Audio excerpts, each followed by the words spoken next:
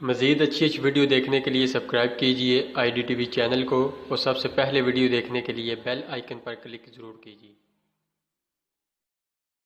اعوذ باللہ من الشیطان الرجیم، بسم اللہ الرحمن الرحیم۔ السلام علیکم ناظرین، آپ دیکھ رہے ہیں IDTV اور میرا آج کا موضوع ہے انبیاء کرام علیہم الصلاۃ والسلام زندہ ہیں۔ چنانچہ ابن ماجہ شریف کی حدیث پاک میں ہے، حضرت ابو درداء رضی اللہ تعالی عنہ نے کہا کہ رسول اللہ صلی اللہ علیہ وسلم نے فرمایا کہ خدا تعالی نے زمین پر انبیاء کرام علیہم السلام کے جسموں کو کھانا حرام فرما دیا ہے، لہٰذا اللہ کے نبی زندہ ہیں، رزق دیے جاتے ہیں۔ اب حضرت شیخ محمد عبد الحق محدث دہلوی رحمۃ اللہ تعالی علیہ اس حدیث کے تحت فرماتے ہیں کہ خدا تعالیٰ کے نبی دنیاوی زندگی کی حقیقت کے ساتھ زندہ ہیں، اور حضرت ملا علی قاری رحمۃ اللہ تعالیٰ علیہ اس حدیث کے تحت فرماتے ہیں کہ انبیاء کرام کی دنیاوی اور بعد وصال کی زندگی میں کوئی فرق نہیں، اسی لیے کہا جاتا ہے کہ اولیاء کرام مرتے نہیں بلکہ ایک دار سے دوسرے دار کی طرف منتقل ہو جاتے ہیں۔ اور مشکات شریف کی حدیث پاک حضرت اوس بن اوس رضی اللہ تعالی عنہ نے کہا کہ سرکار اقدس صلی اللہ تعالی علیہ وسلم نے فرمایا کہ خدا تعالی نے انبیاء کرام علیہم السلام کے جسموں کو زمین پر کھانا حرام کر دیا۔ تو حضرت ملا علی قاری رحمۃ اللہ تعالی علیہ اس حدیث کے تحت فرماتے ہیں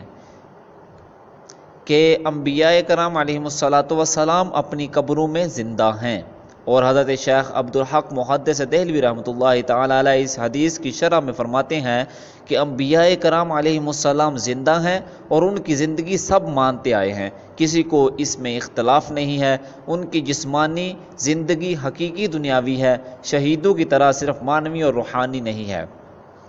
انبیاء کرام علیہم السلام بعد وفات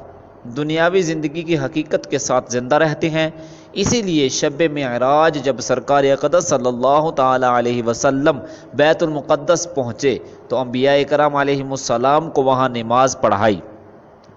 اگر انبیاء کرام علیہم السلام بعد وفات زندہ نہ ہوتے تو بیت المقدس میں نماز پڑھنے کے لیے کیسے آتے؟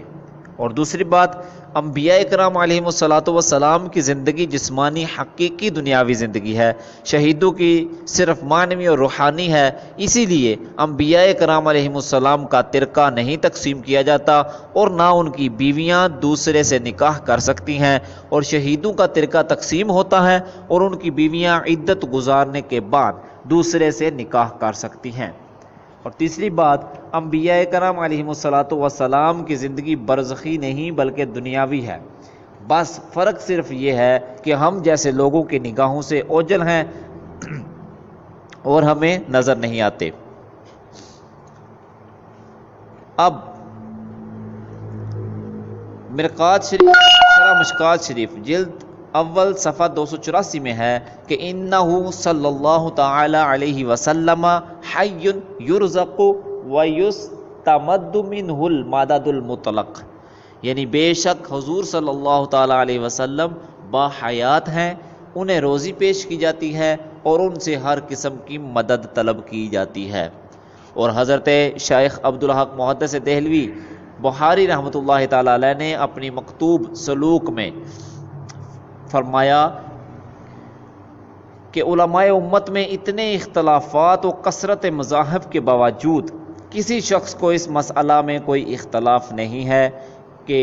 حضرت محمد صلی اللہ تعالی علیہ وسلم حیات دنیاوی کی حقیقت کے ساتھ قائم اور باقی ہیں، اس حیات نبوی میں مجاز کی آمیزش اور تعویل کا وہم نہیں ہے، اور امت کے اعمال پر حاضر و ناظر ہیں، نیز طالبان حقیقت کے لیے اور ان لوگوں کے لیے کہ حضرت صلی اللہ تعالی علیہ وسلم کی جانب توجہ رکھتے ہیں، حضور صلی اللہ تعالی علیہ وسلم ان کو فیض بخشنے والے اور ان کے مربی ہیں۔